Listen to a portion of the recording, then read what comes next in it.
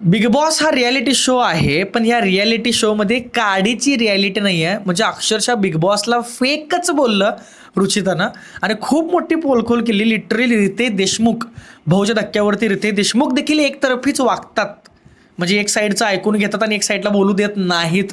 खूप मोठे मोठे एलिगेशन्स किंवा खूप मोठे मोठे पोलखोल रुचिताने केले. त्याचं काय रियालिटी आहे हे आपण या व्हिडिओमध्ये बघूया. तुम्ही देखील कमेंट सेक्शनमध्ये सांगताच, यावेळी पण सांगाच की तुम्हाला काय वाटतं. आपण एक एक लाईन्स घेऊया तिच्या, त्यावरती आपण एक्सप्लेन करूया. नमस्कार, मी सर्वेशान, तुम्ही बघताय शब्दवेडे. पहिली गोष्ट तर बिग बॉसमध्ये काडीचा पण रियालिटी नाही आहे किंवा बिग बॉसमध्ये काडीची पण रियालिटी नाही आहे. हे कुठंतरी तिचं वाक्य मला योग्य वाटतं, ऑनेस्टली मला जर विचारलं तर. कारण बऱ्याचदा अशा गोष्टी घडतात की ती रियालिटी आहे असं वाटतच नाही. सी, बिग बॉस ही रियालिटी शो आहे, पण रियालिटी शो कसा आहे, ते एखादा सीन क्रिएट करतात. त्या सीनमध्ये ऑटोमॅटिकली म्हणजे जर एखाद्या व्यक्तीला एखाद्या गोष्टीचा राग येतो तर मुद्दामून बिग बॉसला हवं असेल की या व्यक्तीला म्हणजे भांडायला प्रवृत्त करायचं आहे, तर मुद्दामून तसा सीन ते क्रिएट करतात. हे रिअल आहे, हे रिअल आहे. त्यामुळे याच्यामध्ये कुठंतरी वाटतं की ही रियालिटी नाही आहे, हे ठरवूनच केलं सगळं. त्यामुळे कुठंतरी ते तिचं योग्य असं वाटतं. रुचितानं राकेश बापटबद्दल पण भयानक मोठ्या मोठ्या गोष्टी बोलल्या. रुचितानं बोलली की बाबा आरबी जो आहे तो धडाधड आई बहीणवरनं शिव्या देतो, घाण घाण घाण शिव्या देतो. म्हणजे लिटरली ती ज्या पद्धतीने बोलली त्यावरनं तरी आपल्याला कळतं की ते लईच घाण शिव्या देतो राकेश बापट, असं असं देखील तिनं व्हिडिओमध्ये बोलली आहे. तन्वी आणि राकेशला हिडन सपोर्ट आहे.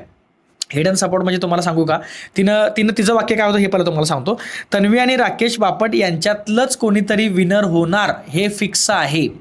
मग तुम्ही एक काम करा, त्यांना ट्रॉफी देऊन टाका, कशाला पाहिजे गेम वगैरे, हे जे वाक्य होतं रुचिता. तर याच्यावर पण कुठंतरी आपण प्रकाश टाकायचा प्रयत्न करूया. की बघा, पहिली गोष्ट तर तन्वीबद्दल सांगायचं झालं तर तन्वी घरामध्ये आल्या आल्या सुरुवातला वाटलं होतं की ती खूप स्ट्रॉंग प्लेअर आहे, पण पुढे पुढे वाटायला लागलं की नाही, हे असं काय स्ट्रॉंग वगैरे जास्त काय नाही आहे. ती जे प्रभूला घेऊन जे एका साईडला बसती ती परत काय म्हणजे वाटत नाही की बाबा परत ती उठेल किंवा परत ते असा काही वेगळा गेम प्लॅन करेल. आरबीचं म्हणाल तर आरबी शांतपणे गेम खेळत खेळत आतापर्यंत आला, मान्य आहे. पण कुठंतरी तिच्या वाक्यात पण सत्यता वाटते की रुचिता बाहेर जाऊ शकते, पण मग आरबी वगैरे हे सगळे जे आहेत ते अजूनही घरामध्येच आहेत. त्याचं पुढचं वाक्य होतं की प्रभूला फालतूचा सपोर्ट का देतात लोक. याच्याबद्दल मी डिटेल व्हिडिओ केला आहे, तुम्हाला आय बटनमध्ये मिळेल लिंक, त्यावर क्लिक करून बघा की प्रभूला कसा फालतूचा आणि कसा ठरवून हिडन सपोर्ट हे दिलं जातं. त्याच्यावर तिनं बोलले की तो फक्त माझ्याशी भांडतानाच दिसलाय, आणि हे खरं आहे. प्रभूला खरंच हिडन सपोर्ट मिळतो, त्याशिवाय त्याचं घरामध्ये काही नाही आहे, हे मला देखील मान्य आहे तिचं वाक्य. ते मी व्हिडिओ केला, तुम्हाला सांगितलं तो व्हिडिओ नक्की बघा.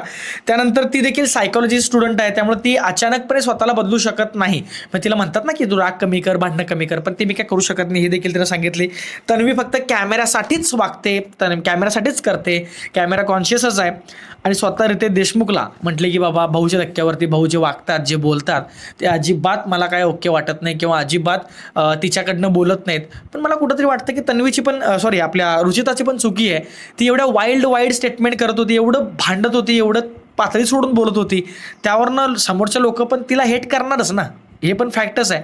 विशालच्या आणि तिच्या स्वतःच्या रिलेशनबद्दल पण ती व्यक्त झाली. ती म्हटली की बाबा विशाल आणि हिचं रिलेशन खूप प्युअर होतं, खूप रिअल होतं, जे की मला आत्ता वाटतं की होतं रिअल. कारण जेव्हा ती बाहेर गेली तेव्हा विशाल खरंच खूप रडला आणि ते खोटं नव्हतं रडणं, हे मला माहिती आहे. म्हणजे आपल्याला कळतं खरं रडणं काय असतं आणि खोटं रडणं काय असतं.